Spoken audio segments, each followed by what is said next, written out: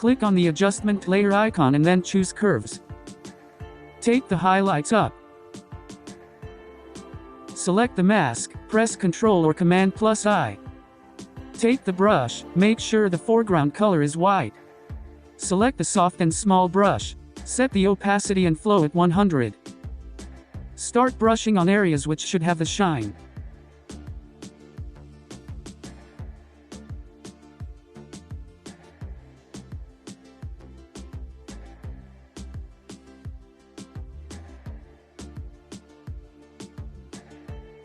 Double-click on the right-hand side of the layer. Hold the Alt or Option to separate it. Take the separation all the way to the right, and hit OK. You can open up the properties again and control the shine.